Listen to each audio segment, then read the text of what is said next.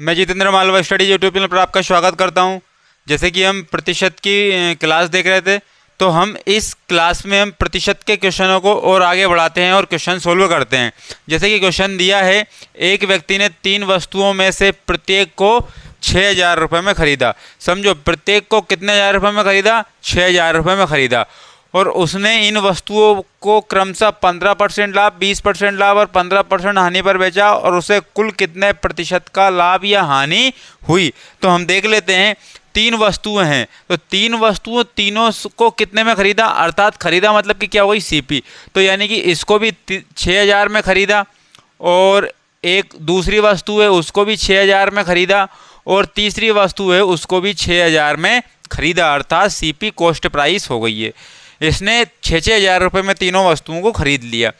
और अब बात आती है क्रमशः 15, 12, 15। तो 15% लाभ, 12% लाभ और 15% हानि पर बेच दिया।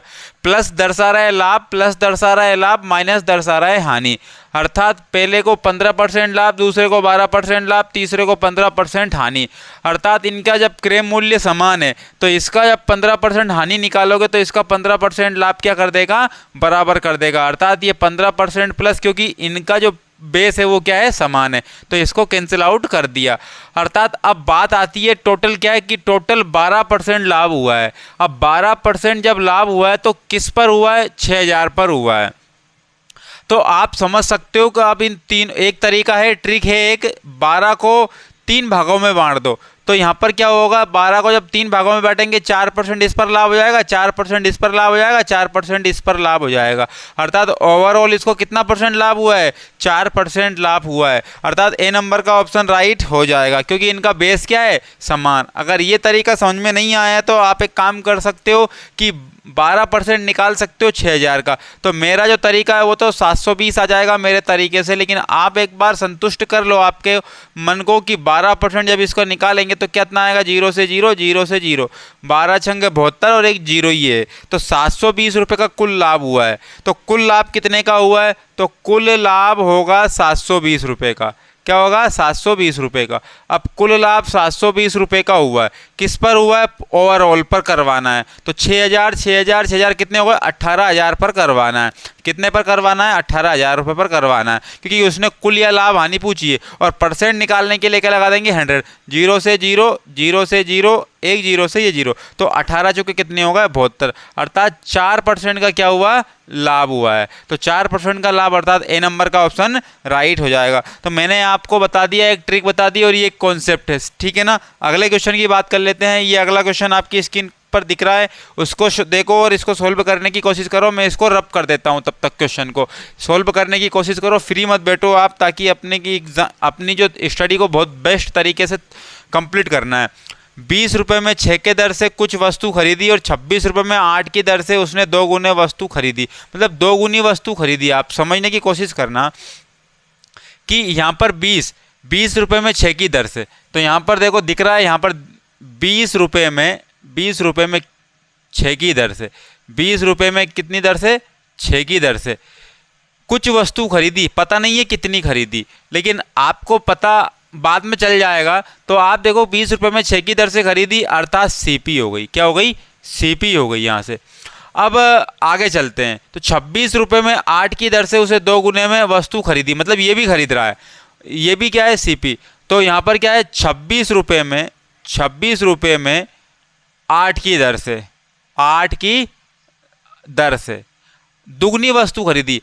अगर यहाँ पर एक वस्तु खरीदी तो यहाँ पर कितनी वस्तु खरीदी, 2 वस्तु खरीदी। तो इस बात को भी नोटिस करके रखना है, ये रेशो में निकाला है मैंने। आगे चलो, तो दोनों को मिलाकर 118 रुपये में 24 की दर से बेच दिया। अब यहाँ पर सेल कर दिया एसपी। तो 118 रुपये में कितनी दर से बेचा, 24 की दर से बेचा, 24 की दर से बेच दिया। कितनी दर से बेच दिया? 24 की दर से बेच दिया। तो हमारा आपने देखा होगा, अगर आपने पिछली वीडियो देखी होगी तो इस वीडियो के क्वेश्चन बहुत ही अच्छे तरीके से आपको समझ में आने लग रहे होंगे, लेकिन जब आप पिछली वीडियो को देख चुके होंगे तब। तो हमारा काम ये होता था कि इनको क्या करना है? समान करना है। इनको क्या करना है? समान करना है। तो जब समान करना है तो क्या कर सकते हैं? क्योंकि आपको अच्छे से पता, समान करने के लिए क्या करना है? देखो, समान नहीं करना है, लेकिन इसको अगर इसने एक खरीदे तो इसने कितनी खरीदी? 2 खरीदी। तो एक काम करते हैं, 8 और 6 का हम एलसीएम ले रहा है। कितने ले रहा है? 8 और 6 का एलसीएम ले रहा है। कितने आ गए? 18। 18 नहीं, 24। कितने आएंगे? 24 आएंगे। अब इस 24 को 2 और 3 के रेशो में तोड़ देना है। तो 3 8 है 24, अर्थात 1 की वैल्यू कितनी आ गई? 8। 1 की वैल्यू कितनी आ गई? 8। अगर इसने 8 वस्तु खरीदी होगी तो इसने कितनी वस्तु खरीदी होगी? 16 वस्तु। क्या 8 6 से कट रहा है क्या? आप बोलोगे जी नहीं कट रहा है। तो 6 का पहाड़ा देखो आप, तो 6 के पहाड़े में 12 आता है। अगर इसने क्या खरीदी? 12 खरीदी, तो इसने कितनी खरीदी होगी? 24 खरीदी होगी, क्योंकि इनका एलसीएम कितना आ गया? 24। तो इसको 24 मान लो, और ये 24 दुगना है तो इसको आधा करके ये लिख दो आप 12। तो यहाँ पर हमें समझ में आ चुकी ये बात। अब इसको मिटा देते हैं। तो कुल वस्तु कितनी खरीदी? 12 वस्तु खरीदी पहली कंडीशन में। दूसरी कंडीशन में कुल वस्तु कितनी खरीदी? दुगनी खरीदी, अर्थात 24 खरीदी। तो आप कुल प्राइस निकाल सकते हो। कुल प्राइस अगर 6 वस्तु 20 रुपये में खरीदी जा सकती है, तो 12 वस्तु, अर्थात इसको 12 बनाने के लिए 2 का इंटू करना पड़ेगा। जब 2 का इंटू यहाँ हुआ तो 2 का इंटू यहाँ होगा। तो 6 दूने कितने हो गए? 12। 6 दूने कितने हो गए? 12। तो 20 दूने 40, अर्थात 40 रुपये में वो कितनी वस्तु खरीद लेगा? 12 वस्तु खरीद लेगा। अब यहाँ 24 बनाना, तो इसमें कितना इंटू करना पड़ेगा? 3 का इंटू करना पड़ेगा। यहाँ भी किसका इंटू? 3 का। तो 26 तिया कितने हो गए? 78 रुपये होगा। कितने रुपए हो गए? 78 रुपये हो गए। अब यहाँ 8 तिया कितने हो गए? 24। तो 78 रुपये में कितनी वस्तु खरीद रहा है? वो 24 वस्तु खरीद रहा है। अब यहाँ पर देखो आप, कुल मिलाकर के 118 रुपये में 24 वस्तु के हिसाब से बेच देता है। तो आप सबसे पहले तो ये समझो बात को कि 40 और 78, 40 और 78 टोटल कितने रुपए हो गए? 8 के 8 और 7 और 4 11, अर्थात 118 रुपये में, वो 118 रुपये में 12 वस्तु, ये 24 वस्तु, यानी कि 36 वस्तु खरीदता है। 36 वस्तु क्या करता है? खरीदता है। 118 रुपये में वो कितनी वस्तु खरीदता है? 36 वस्तु खरीदता है। तो वो क्या बोलना चाह रहा है आगे? लाभ या हानि प्रतिशत ज्ञात करो। तो अब आपको बताना है कि 24 की दर से 118 वस्तु बेच दिए। तो 118 रुपये में 24 के दर से बेच दिया गया है। तो कुल मिलाकर लाभ या हानि बताइए। तो ऑब्वियस सी बात है कि, और सामान्य बात यह है कि 118 रुपये में खरीदी जा रही है 36 वस्तु, और 118 रुपये में 24 वस्तु बेच दिए। तो ये यहाँ पर अब प्राइस क्या हो गई? सेम हो गई। तो इससे अब ज़्यादा कुछ लेना नहीं है। अब हम यहाँ पे आ जाइए, अर्थात 36 वस्तुओं का क्रय मूल्य 24 वस्तुओं के विक्रय मूल्य के बराबर है, अर्थात क्रय मूल्य और विक्रय मूल्य वाली वैल्यू बराबर आ गई। अर्थात 36 वस्तु खरीदी और उतने रुपए प्राप्त कर लिए 24 वस्तु बेचकर, अर्थात यहाँ पर 12 वस्तु का क्या हो गया? लाभ हो गया। जब 12 वस्तु का क्या हो गया? लाभ हो गया। और 12 वस्तुओं का लाभ हो गया, और जब विक्रय मूल्य और क्रय मूल्य समान होता है, तो जब हम सेल करते हैं ना जितनी वस्तु, उस वस्तु पर हम लाभ हानि निकाल लेते हैं। परसेंट के लिए लगा देते हैं 100। 12 एकम 12, 12 दूने 24, 2 से कैंसिल आउट किया, कितने आ गए? 50%।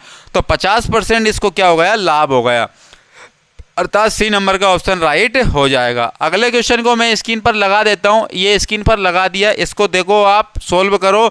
मैं इसको रब कर रहा हूँ तब तक। अगर कोई क्वेश्चन आपको समझ में नहीं आता है, या बीच में से, या फिर कैलकुलेशन समझ में नहीं आई, या कोई स्टेप समझ में नहीं आई, तो आप क्या है कि कमेंट्स बॉक्स में जवाब दे देना वहाँ पे कि हमें यहाँ से समझ में नहीं आया, ताकि अगली वीडियो में मैं उसको समझा दूंगा। लेकिन आप भी क्या होते हो कि कमेंट्स करते नहीं हो, और जो भी समझ में आया नहीं आया स्किप कर जाते हो।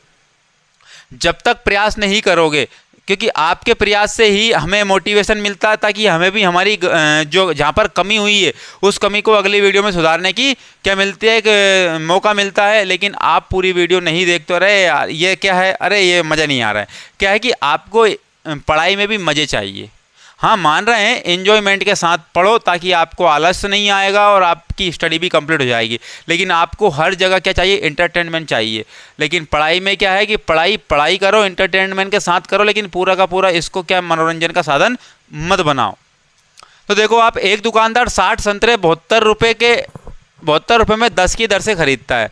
60 संतरे टोटल खरीदता है, 72 रुपये में 10 की दर से खरीदता है। तो हम लिख लेते हैं यहाँ पर सीपी लिख रहे हैं हम, क्योंकि खरीद रहा है, सीपी लिख रहे हैं हम, खरीद रहा है।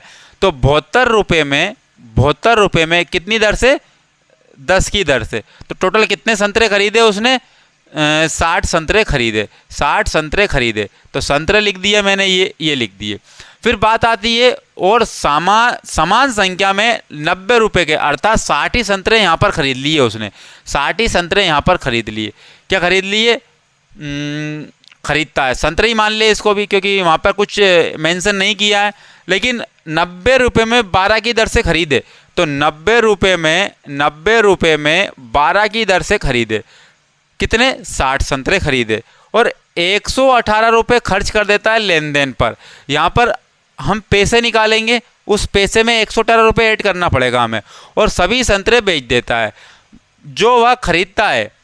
तो यदि पूरे लेन देन में 26% का लाभ होता है तो 32 संतरों का विक्रय मूल्य बताना है। तो यहाँ पर ओनली 32 संतरों का विक्रय मूल्य बताना है, और सभी संतरों पर कितना % लाभ होता है? 26% का लाभ होता है। तो आइए इसको सोल्व करने की कोशिश करते हैं हम।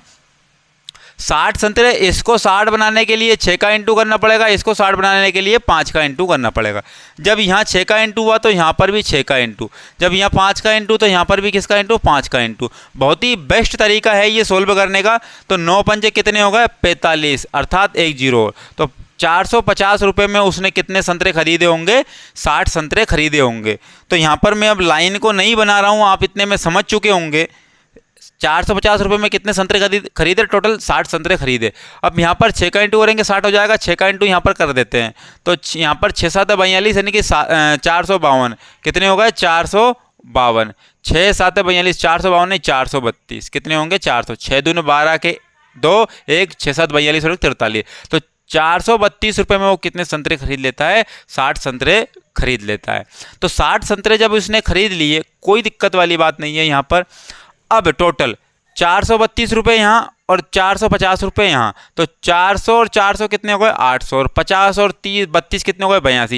यानी कि टोटल इसके कॉस्ट पूरी कितनी पड़ गई? 882 रुपये। 882 रुपये यहाँ पर टोटल कॉस्ट पड़ गई। और कितने संतरे पर? 60 और 60, 120 संतरों पर, 120 संतरों पर। अभी इसने सिर्फ और सिर्फ यहाँ पर टोटल कॉस्ट पड़ी है। तो टोटल कॉस्ट पड़ी है इसको कितनी? टोटल कॉस्ट यानी कि सीपी कितनी पड़ी है? 882 रुपये 120 संतरों को खरीदने में, 120 संतरों को खरीदने में पड़ी है। यानी कि इतनी बात हमने यहाँ पर समझ ली है। अब आगे क्या बोल रहा है वो? 118 रुपये खर्च कर देता है वो लेन देन में। तो 118 रुपये जब खर्च करता है लेन देन में तो यहीं पर रेट होगा। तो 118 रुपये खर्च कर दिए उसने लेन देन में, तो ये कितने होगा? 8 और 1 9, और यहाँ पर 18 जोड़े हमने 82 में, कितने होगा? 1000। तो यहाँ पर टोटल 1000 रुपये खर्च हो गए उसके जेब से 120 वस्तु खरीदने में। अब क्या हो रहा है यहाँ पर? और 26% का उसे लाभ होता है, 26% का उसे लाभ होता है। तो एक काम करते हैं, यहाँ पर 26% का लाभ कमाना है, तो यहाँ पर 26, इसका 26% निकालेंगे तो कितना होगा? 260 रुपये होगा। इसका 26% निकालोगे तो कितना हो जाएगा? 260 रुपये हो जाएगा। तो यहाँ पर 260 ऐड कर देंगे हम, क्योंकि यहाँ अब ये यहाँ से वैल्यू कितनी हो गई है? एसपी हो गई है। क्या हो गई है? एसपी, क्योंकि 260 रुपये मैंने प्रॉफिट प्लस कर दिया मैंने। तो 1000 और 260 कितने हो गए? 1260 रुपये हो गए। अब 1260 रुपये हमारी सेलिंग है, अर्थात सेलिंग प्राइस है, अर्थात विक्रय मूल्य है। कितनी वस्तुओं पर? 120 वस्तुओं पर है। अब हमें देखना ये है, हमें इसमें रेशो लगाना पड़ेगा, हमें इसमें रेशो लगाना पड़ेगा कि यहाँ पर हमें ओनली 32 वस्तुओं का विक्रय मूल्य चाहिए। कितनी वस्तुओं का विक्रय मूल्य चाहिए? 32 वस्तुओं का। और 120 वस्तु हमारे पास टोटल है, हमारे पास 120 वस्तु क्या है? टोटल। इनका रेशो निकालेंगे, इनका रेशो निकालेंगे। तो एक काम करते हैं, यहाँ पर हम यहाँ पर 8 से कैंसिल आउट कर लेते हैं। तो 8 चुके 32 और 8 से कैंसिल आउट किया कितनी बार? 15 बार। कितनी बार गया? 15 बार गया। अब 15 बार गया तो टोटल 120 वस्तु थी, उसका रेशो बना लिया। तो 15 वस्तुओं का सेलिंग प्राइस कितना है? 1260 रुपये। कितना है? 1260 रुपये। अर्थात 1260 से हम यहाँ पर क्या 15 से क्या कर देंगे, यानी कि 15 में किसका गुणा हो, या फिर एक काम करो सीधा सर जवाब ये कि 1260 रुपये की वैल्यू, मतलब 1260 रुपये वैल्यू है 15 वस्तुओं की, तो 4 वस्तुओं की वैल्यू बताना है, अर्थात एसपी बताना है। तो 15 एकम 15 कम पड़ गए, ये 15 आटे 120 बच कितने गए 6, 15 चौके 60, तो 4 का इंटू करेंगे तो कितने हो जाएंगे, 4 चौके कितने होगा 16, 1 बच गया, 8 चौक 32 और कितने होगा 33, अर्थात 336 रुपये 32 वस्तुओं की क्या हो जाएगी, सेलिंग प्राइस हो जाएगी। तो 336 रुपये कहाँ दिख रहा है आपको, ए नंबर का ऑप्शन दिख रहा है। ये क्वेश्चन आपको देख लिया और ये क्वेश्चन आपको स्क्रीन पर मैंने बता दिया, तब तक इसको क्वेश्चन को करो और आप चाहो तो इस क्वेश्चन का स्क्रीनशॉट ले सकते हो।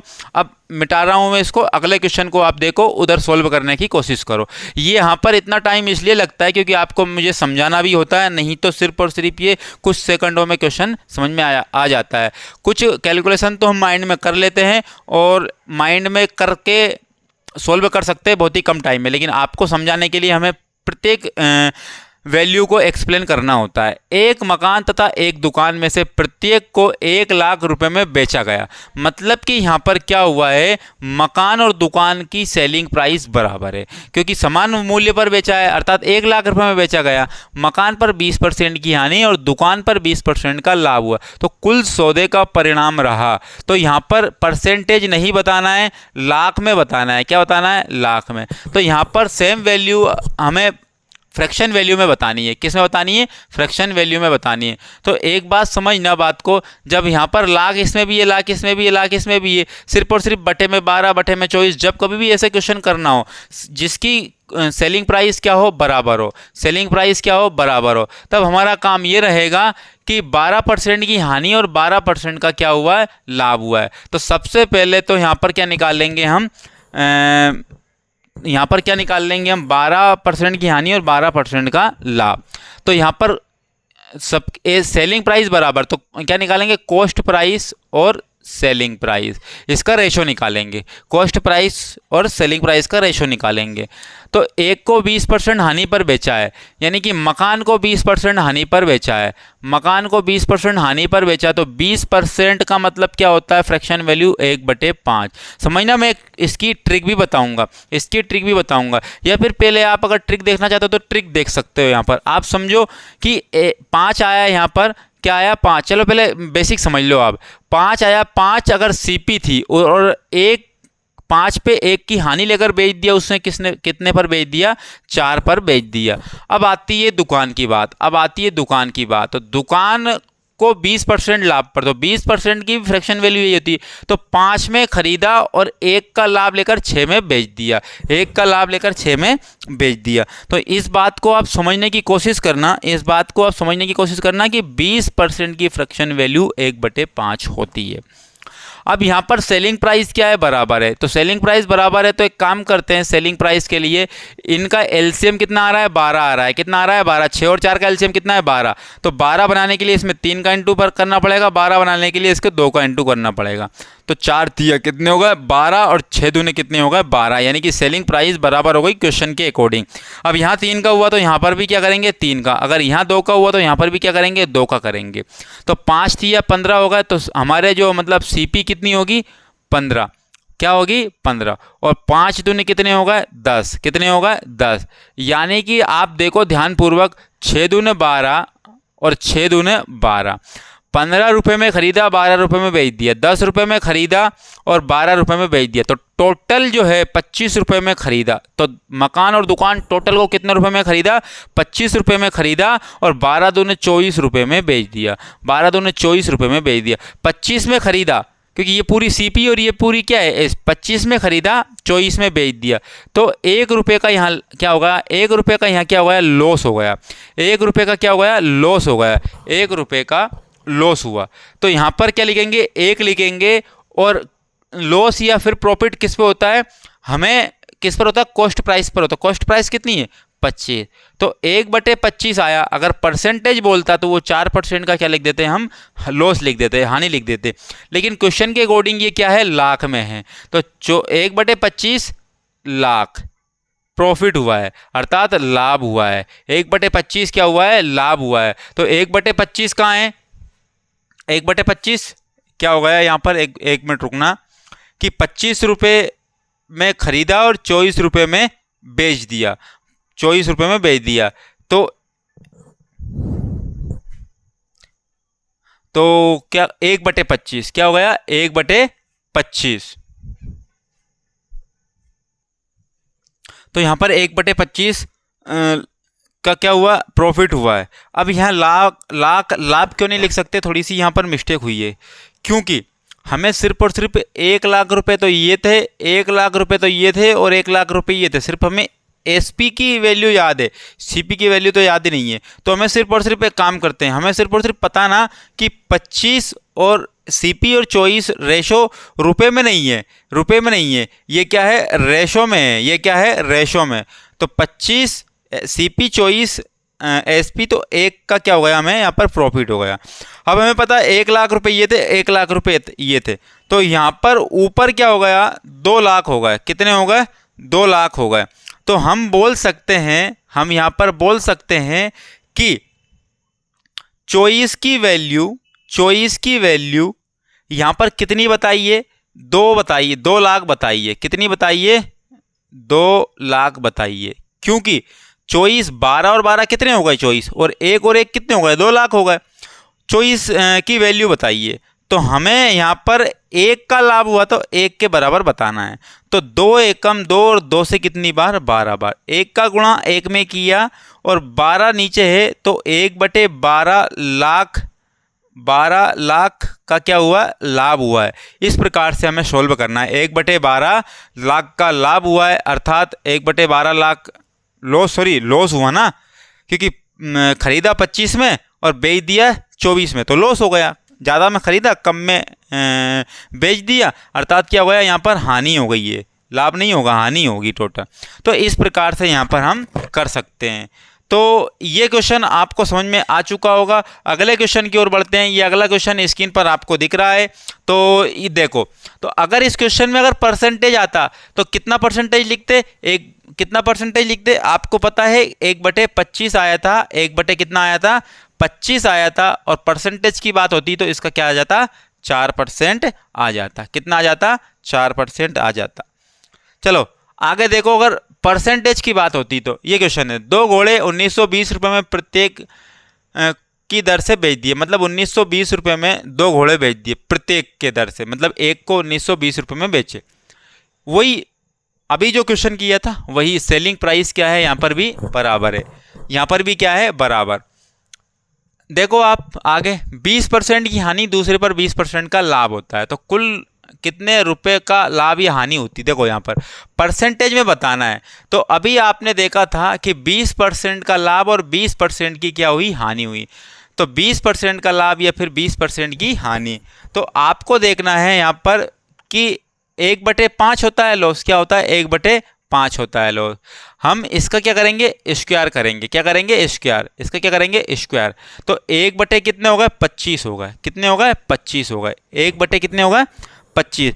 जब कभी भी हम क्या करेंगे, ऐसी कंडीशन आती है यहाँ पर परसेंट और परसेंट सेम दी हो, एक में लाभ और एक पर क्या होती हो, हानि होती हो, तो उसके लिए हम ये फंडा अपनाएंगे। 20% की फ्रैक्शन वैल्यू 1/5, इसका क्या कर देंगे, स्क्वायर कर देंगे, 1/25 आ जाएगा। 1/25 परसेंटेज में कितना होता है, 4% होता है, और एक पर लाभ होता है और एक पर हानि होती है, तो हमेशा और हमेशा क्या होती है, उस पर हानि होती है। 4% की क्या हो जाएगी, हानि हो जाएगी, अर्थात यहाँ पर सी नंबर का ऑप्शन राइट हो जाएगा। अब एक तरीका और है यहाँ पर, इफेक्टिव परसेंटेज, या फिर देख सकते हो कैसे, यहाँ पर पहले क्या हुआ है, 20% की हानि हो गई है, 20% की हानि हो गई है। यहाँ पर क्या हो रहा है, x minus plus Y minus plus minus X Y upon में 100, ये करते हैं। तो x की वैल्यू माइनस है, पहले माइनस यानी कि हानि हुई, फिर बाद में क्या हुआ, लाभ हुआ है 20, और माइनस x यानी कि 20, भाई यानी कि 20, और अपॉन में क्या है 100। तो माइनस प्लस कैंसिल आउट होगा, माइनस 0 से 0, 0 से 0, 2 दूनी कितने होगा 4। माइनस दर्शा रहा है मतलब कि क्या हो गई, हानि हो गई, और परसेंटेज में हानि होती है। तो इस प्रकार से इफेक्टिव परसेंटेज से हम इसको सोल्व कर सकते हैं। और अगर आपको डिटेल में सोल्व करना है तो पिछली क्वेश्चन में जो इसे सोल्व किया था उसी प्रकार से आप सोल्व कर सकते हो, या फिर मैं उसको भी सोल्व करके बता दूं। यहाँ पर क्या लेना है, सीपी लेना है, यहाँ पर क्या लेना है, सीपी लेना है, और यहाँ पर क्या ले लेना है, एसपी ले लेना है। हमें परसेंटेज वैल्यू निकालना है तो हमें रुपए में जाना ही नहीं है। 20% की फ्रैक्शन वैल्यू आप समझ चुके होंगे 1/5। तो 5 पर खरीदा और 1 हानि लेकर के बेच दिया, क्या हो गया 4। और फिर अगले क्वेश्चन में क्या, अगले स्टेप में क्या बोला, 5 में खरीदा और लाभ लेकर 1 का बेच दिया, अर्थात 6 में बेच दिया। आपको पता है कि इनकी जो एसपी है वो बराबर है, तो ये इनका एलसीएम कितना होगा 12। तो 12 बनाने के लिए ये 3 का इंटू करना पड़ेगा, 12 बनाने के लिए 2 का इंटू करना पड़ेगा। 3 का यहाँ हुआ तो 3 का यहाँ होगा, 2 का यहाँ हुआ तो 2 का यहाँ होगा। अब देखो 5 दिया कितने हो गए 15, 5 दूनी कितने हो गए 10, 4 दिया कितने हो गए 12, 4 दिया 6 दूनी कितने हो गए 12, अर्थात 12 और 12 कितने हो गए 24। तो टोटल 24 में सेल कर दिया। 10 और 15 कितने हो गए 25 में क्या कर दिया, सीपी यानी खरीदा।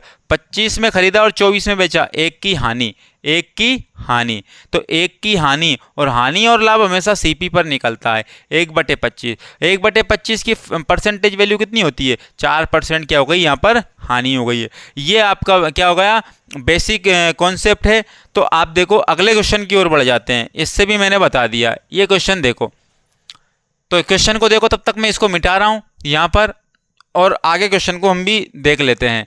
राधा एक फ्रिज और एक वॉशिंग मशीन एक साथ 57,300 में खरीदती है। देखो इस बार क्या है, एक साथ खरीदती है। राधा एक फ्रिज और एक वॉशिंग मशीन एक साथ 57,300 में खरीदा है। तो इसमें 57,300 में फ्रिज भी है और वॉशिंग मशीन, दोनों ही मिलाकर के 57,000 रुपये हो जाते हैं। फ्रिज को 15% लाभ और वॉशिंग को 14% की हानि पर बेच दिया, और दोनों का विक्रय मूल्य समान है। तो दोनों का विक्रय मूल्य यहाँ पर क्या करना है, समान है। तो वॉशिंग मशीन का क्रय मूल्य यहाँ पर इस बार बताना है। तो सबसे पहले तो हमें सीपी लिख देना है। क्या लिख देना है, सीपी, और एक तरफ लिख देना है हमें एसपी। क्या कर देना है, एसपी। अब हमें बताना है कि उसने फ्रिज को 15% लाभ पर खरीदा, उसने फ्रिज को 15% लाभ पर खरीदा। देखो यहाँ पर पहले क्या लिख देंगे, फ्रिज लिख देंगे। क्या लिख देंगे, फ्रिज। क्या लिख देंगे, फ्रिज। दिख रहा होगा, ठीक है। तो 15% की फ्रैक्शन वैल्यू कितनी होती है 3/20। 15% की फ्रैक्शन वैल्यू कितनी होती है 3/20 होती है। तो वहाँ पर क्या है, लाभ 20 में खरीदा, 20 में खरीदा और 3 लाभ लेकर के बेच दिया, अर्थात 23 में बेच दिया। अब आगे आती है 24% की हानि। तो 24% की फ्रैक्शन वैल्यू भी देख लेते हैं। तो 6 बटे कितना होता है, 25 होता है। तो 6/25 होता है।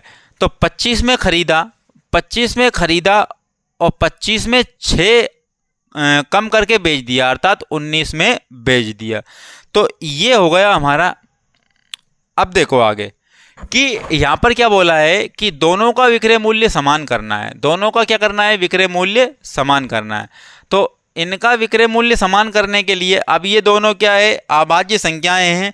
तो 19 का इंटू ऊपर करना पड़ेगा और 23 का इंटू नीचे करना पड़ेगा, तब जाकर के क्या है, इनका विक्रय मूल्य समान हो जाएगा। क्योंकि 19 × 23 विक्रय मूल्य समान हो गया। अभी यहाँ पर हमें इस पर कैलकुलेट नहीं करना है, हमें तो सिर्फ और सिर्फ किसकी, वॉशिंग मशीन की क्या निकालनी है, कॉस्ट प्राइस निकालनी है। तो यहाँ पर क्या हो जाएगी, वॉशिंग मशीन हो जाएगी, वॉशिंग मशीन हो जाएगी, वॉशिंग मशीन, ठीक है ना। अब जब 19 का इंटू यहाँ हुआ तो 19 का इंटू यहाँ करना पड़ेगा, 23 का इंटू यहाँ हुआ तो 23 का इंटू यहाँ करना पड़ेगा। तो वॉशिंग मशीन, अब इस पे काउंट नहीं करना है, हमें सिर्फ और सिर्फ सीपी पे काम करना है। अब इसमें रेशो बनाना है, तो कैंसिल आउट करो, 5 25 और 5 चौके 20। तो अब कोई कैलकुलेट नहीं होगा, तो 19 चौके कितने हो जाएंगे 76, यानी कि 76, और 23 पंजे कितने हो जाएंगे 115, कितने हो जाएंगे 115। तो 115 फ्रिज की वैल्यू आ गई और 76 किसकी वैल्यू आ गई, सॉरी 115 वॉशिंग मशीन की वैल्यू आ गई और 76 किसकी वैल्यू आ गई, परसेंटेज फ्रिज की वैल्यू आ गई। इन दोनों को मिला करके कितना हो गया, तो कैलकुलेट कर लेते हैं। अगर इसमें मैं 15 प्लस कर दूंगा तो कितने जाएंगे, 181 हो जाएंगे। तो टोटल कितने हो जाएंगे, 181। तो हमारा सब कुछ मिलाकर के कितना हुआ है, 181 हुआ है। अब 181 इसका सीपी और इसका सीपी मिलाकर के हुआ है, और इन दोनों का सीपी मिलाकर के कितना हो गया, 573 हो गया। कितना हो गया, 573 हो गया। अब हमें 181 की वैल्यू 573 है, हमें वॉशिंग मशीन की वैल्यू निकालना है। तो वॉशिंग मशीन की सीपी निकालना है तो 115 लिख देंगे। अगर फ्रिज की वैल्यू निकाल दे तो 76 लिख देते हैं यहाँ पर। तो ये कितनी बार चल जाएगा, 3 बार चला जाएगा। कितनी बार चला जाएगा, 3 बार चला जाएगा। और यहाँ पर 573 और 00, 573 और 00, तो 181 से कितनी बार जाएगा, 3 बार जाएगा। और जब 00 आ गया तो 115 का इंटू किधर करना है, 300 में करना है। तो 345 आ जाए, 345 हो जाएगा। अब 00 लगा देना है, अर्थात 34,500 वॉशिंग मशीन की सीपी होगी। 34,500 वॉशिंग मशीन की सीपी होगी। अब आपको क्या निकालना है, अगर आपकी फ्रिज की निकालना है तो 57,300 में से ये माइनस कर देना, फ्रिज की निकल के आ जाएगी। या फिर यहाँ वैल्यू रख, इस 300 में कर देना 76 का इंटू, तो भी फ्रिज की सीपी आ जाएगी। तो इस तरीके से हम सीपी का रेशो निकाल सकते हैं। तो ये क्वेश्चन आपको समझ में आ चुका होगा। तो अगले क्वेश्चन पर बढ़ते हैं। ये अगला क्वेश्चन है, इस क्वेश्चन को आप बढ़िया तरीके से आंखें खोलकर देखो, मुस्कुरा करके, और बढ़िया समझदारी से इस क्वेश्चन को सोल्व करने की कोशिश करना। अब देखो, एक दुकानदार ने 120 कुंटल गेहूं खरीदे, 120 कुंटल गेहूं खरीदे, ठीक है, खरीद लिए। उसमें क्या अभी चल भी रहा है सीजन गेहूं खरीदने का। इसकी 20% मात्रा 25% हानि पर। तो हम देख लेते हैं, 120 कुंटल को हम बांटेंगे। 120 कुंटल गेहूं खरीद लिए। अब इसको हम क्या करेंगे, बांट देंगे। तो क्या बोला है, 120 कुंटल में से 20% मात्रा। तो 20% मात्रा, तो आप समझ सकते हो 20% की फ्रैक्शन वैल्यू 1/5 होती है। तो 1/5 मात्रा, 1/5 मात्रा, तो इसका 1/5 कितना होगा, 24 कुंटल होगा। कितना होगा, 24 कुंटल, 24 कुंटल, ठीक है। 25% हानि पर बेचा गया, 25% हानि पर बेचा गया। तो यहाँ लिख देता हूं मैं 25% हानि पर बेचा, और माइनस दर्शाता है कि यहाँ हानि हो रही है। और पूरे लेन देन पर 25% का लाभ कमाना है। इस पूरे लेन देन पर कितना परसेंट लाभ कमाना है, 25% लाभ कमाना है। पूरे लेन देन में 25% लाभ कमाना है आपको। तो शेष मात्रा को कितने परसेंट लाभ पर बेचना चाहिए। तो सबसे पहले तो 25% अगर निकालना है तो आपको बढ़िया सा पता होगा कि 25% की फ्रैक्शन वैल्यू 1/4 होती है। कितनी होती है, 1/4 होती है। अब इसका 1/4 कितना होगा, तो इसका 1/4 30 कुंटल होगा। कितना होगा, 30 कुंटल, अर्थात टोटल 30 कुंटल का लाभ कमाना है आपको। किसका, कितना कमाना, 30 कुंटल का लाभ कमाना है। अब आगे देखो, 25% का तो लॉस यही हो गया, 25% का लॉस तो यही हो गया हमें। अब इस 24 कुंटल का 25% निकालना है।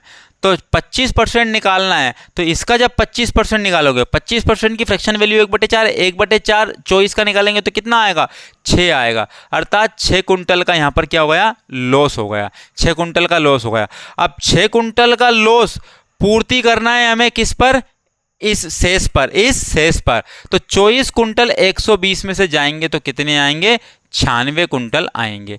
तो इस शेष पर हमें पूर्ति करवाना है, 6 की भी करवाना है, और इस पर कमाना है कुल 30% का लाभ, मतलब 30 कुंटल का लाभ। तो 30 रिकवर इससे करना है और 6 इससे करना है। तो टोटल कितना हो गया, 30 और 6 36 कुंटल रिकवर करना है हमें, और वो भी सिर्फ और सिर्फ किस पर, शेष पर। किस पर, शेष पर। अब परसेंटेज निकालना है, इसलिए क्या लगा देते हैं, 100 लगा देते हैं। क्या लगा देते हैं, 100 लगा देते हैं।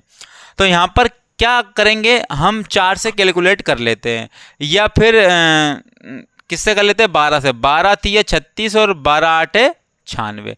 तो 3/8 हुआ। कितना हुआ, 3/8।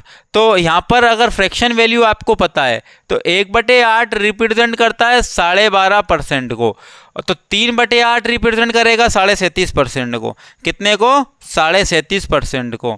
3/8 किसको रिप्रेजेंट करता है, 37 सहित 1/2% को रिप्रेजेंट करेगा। तो 37 सहित 1/2% का क्या करना पड़ेगा, शेष पर करना पड़ेगा, लाभ कमाना पड़ेगा। तो ताकि हमारा क्या है, ओवरऑल 25% का लाभ निकल के आ जाए। ये क्वेश्चन भी हमने सॉल्व कर लिया है। अगले क्वेश्चन की ओर बढ़ जाते हैं हम। तो यहाँ इस क्वेश्चन को मैं रफ कर रहा हूँ ताकि तब तक उस क्वेश्चन को आप देखो। एक व्यक्ति 50 रुपये प्रति कलम की दर से 50 कलम खरीदता है, मतलब 50 रुपये प्रति कलम, एक कलम 50 रुपये की खरीदता है। और कितनी कलम खरीदता है, 50 कलम खरीदता है। वह 40 कलमों को 5% हानि पर बेच देता है। बचे हुए शेष कलमों कितने प्रतिशत लाभ पर बेचे कि कुल 10% लाभ हो जाए। सबसे पहले तो आपको देखना है, अगर एक कलम 50 रुपये की पड़ रही है, एक कलम 50 रुपये की पड़ रही है, तो आपको कितनी कलम निकालना है, 50 कलम निकालना है। तो टोटल प्राइस कितनी हो जाएगी, 2500 हो जाएगी। कितनी हो जाएगी, 2500 रुपये हो जाएगी टोटल। अब यहाँ पर क्या है, यहाँ पर कलम है, यहाँ पर क्या है, कलम है। तो 50 कलम खरीदी और एक कलम की वैल्यू कितनी थी, 50 रुपये, 50 रुपये प्रति कलम, 50 रुपये प्रति कलम, 50 रुपये प्रति कलम। तो यहाँ पर ये कलम की वैल्यू है प्रति कलम की, और टोटल कलम की वैल्यू कितनी है, 50। और टोटल रुपए कितने खर्च हो गए, 2500 रुपये खर्च हो गए। अब 40 कलमों को 5% हानि पर बेचता है, तो 40 कलमों का क्या हो जाएगा, तो 40 का, अब यहाँ पर क्या बताना है, 10% हानि, तो यानी कि रुपए में बताना है, तो रुपए में ही कैलकुलेट करना पड़ेगा। तो आपको पता है कि 40 कलमों को वो कितने % हानि पर बेचता है, कितने क्या लिखा रहा है, 40 कलमों को 5% हानि पर बेच देता है। तो एक कलम की वैल्यू 50 रुपये, एक कलम की वैल्यू कितनी है, 50 रुपये। अब इस पे हानि कितनी हुई, तो टोटल इसमें 2000 रुपये तो हो गए। कितने हज़ार रुपये हो गए, 2000 रुपये हो गए। अब इसका 4% निकालेंगे, इसका 4% निकालेंगे, तो 4% हानि, 4% हानि। तो अगर 4% इसका निकालेंगे तो 10% की वैल्यू 200 और 1% की वैल्यू 20, तो 20 चुक 80 रुपये यहाँ पर क्या हो जाएगी, हानि हो जाएगी। क्या हो जाएगी, हानि हो जाएगी। अब 40 कलम यहाँ है, अब बची कितनी कलम, 50 में से 10 कलम बची है। कितनी कलम बची है, 10 कलम। तो 10 कलम बची है और एक कलम का मूल्य कितना है, 50 रुपये। एक कलम का मूल्य कितना है, 50 रुपये। तो 50 दाम कितने हो गए, 500 रुपये हो गए। कितने हो गए, 500 रुपये। अब इन शेष कलमों पर ही हमें जो करना है वो शेष कलमों पर करना है। तो टोटल 10% लाभ चाहिए, तो कुल लाभ कितने का चाहिए, 10%। कुल लाभ कितने का चाहिए, 10%। तो इसका 10% कितना होता है, इसका 10% कितना होता है, 250 रुपये। कितना रुपये, 250। तो कुल लाभ कितने का कमाना है, 250 का। कुल लाभ कितने का कमाना है, 250 का। अब 250 में से आप समझने की कोशिश करना कि 80 रुपये की तो हानि यहीं हो गई। कितने की हानि हो गई, 80 रुपये की हानि यहाँ पर हो चुकी है। तो 40 कलमों को 5% हानि पर बेच देता है, बचे हुए कलमों को कितने % लाभ पर बेचे, तो यहाँ पर लाभ पर बेचना है। तो यहाँ पर जो है ना रुपए जो है ना गलत टाइप हो गए, यहाँ पर क्या है, परसेंटेज है, यहाँ पर क्या होगी, परसेंटेज होगी। तो 80 रुपये का तो ये रिकवर करना है और 250 रुपये ये रिकवर करना है। 80 रुपये ये, 250 रुपये ये टोटल रिकवर करना है हमें किस पर, 500 रुपये पर रिकवर करना है। तो 250 और 80 कितने हो गए, 330 हो गए। कितने हो गए, 330 रुपये हो गए। यानी कि 330 को रिकवर करना है हमें। 330 को हमें किस पर रिकवर करना है, वो भी करना होगा किस पर, 500 पर। किस पर, 500 पर रिकवर करना होगा। और परसेंट कितना लगाते, परसेंट के लिए 100, 0 से 0, 0 से 0, 0 से 0। 5 छके 30, बच गए 3, 5 छके 30, अर्थात 66% का उसे क्या करना पड़ेगा, यहाँ पर लाभ कमाना होगा शेष पर। कितने पर, शेष पर 66 का लाभ कमाना होगा। तो ये क्वेश्चन हमने देख लिया, 66% का लाभ कमाना पड़ेगा शेष वैल्यू पर। और यहाँ पर क्या है, टाइपिंग मिस्टेक हो गई है, यहाँ पर 66% नहीं लिखा है। तो अगले क्वेश्चन पर चलते हैं और इस क्वेश्चन को आप भी सॉल्व करके देखना, कहीं गलती तो नहीं हो रही है, लेकिन मेरे हिसाब से गलती नहीं हो रही है, अपन बिल्कुल एक्यूरेट तरीके से सही कर रहे हैं अपन। अब अगले क्वेश्चन को कर लेते हैं। एक कपड़ा व्यापारी अपने पास के आधे कपड़े, अपने पास के कितने कपड़े, आधे कपड़े को 20% लाभ पर तथा बचे हुए कपड़े को के आधे को, बचे ना उसके भी आधे को 20% हानि पर तथा शेष कपड़े को लागत मूल्य पर बेचता है तो पूरे सौदे में उसका प्रतिशत लाभ या हानि बताना है। तो मैं मान के चलता हूँ टोटल 1 है, टोटल कितना है 1, या फिर एक काम करते हैं तो टोटल कपड़ा हमने कितना लिया है 100 यूनिट लिया है, कितना लिया है 100 यूनिट लिया है।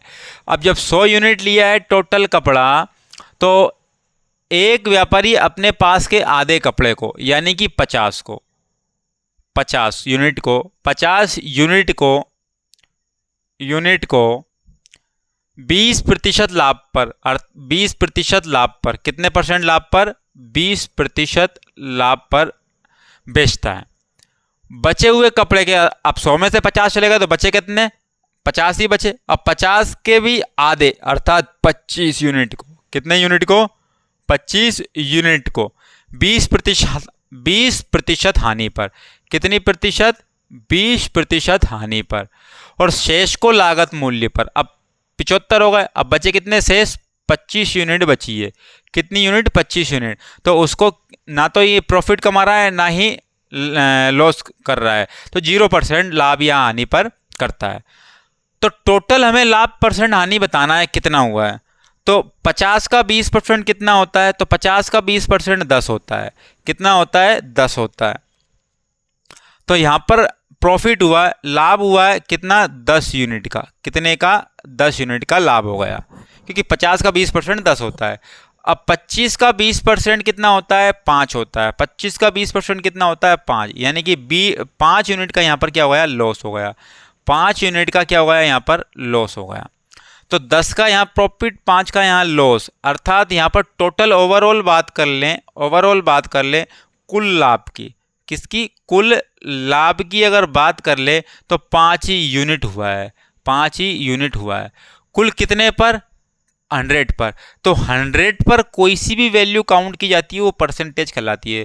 तो 100 पर 5 यूनिट का लाभ हुआ अर्थात 5 ही % का क्या हो जाएगा लाभ हो जाएगा। अर्थात यहाँ पर क्या कर लेंगे हम, ए नंबर का ऑप्शन राइट हो जाएगा। अब अगला क्वेश्चन देख लेते हैं। तो अगला क्वेश्चन नहीं है, इसका मतलब ये है कि हमारे टोटल इस वीडियो में जितने भी क्वेश्चन करने थे उतने क्वेश्चन हमने कर लिए। अब अगले क्वेश्चन अगली वीडियो में लाएंगे और बहुत बेहतरीन क्वेश्चन लेके आएंगे। अगर आपको पसंद आती है तो वीडियो को लाइक करना जरूर मत भूलना और चैनल को सब्सक्राइब भी कर लेना। मिलते हैं फिर नेक्स्ट वीडियो में। जय हिंद, जय भारत।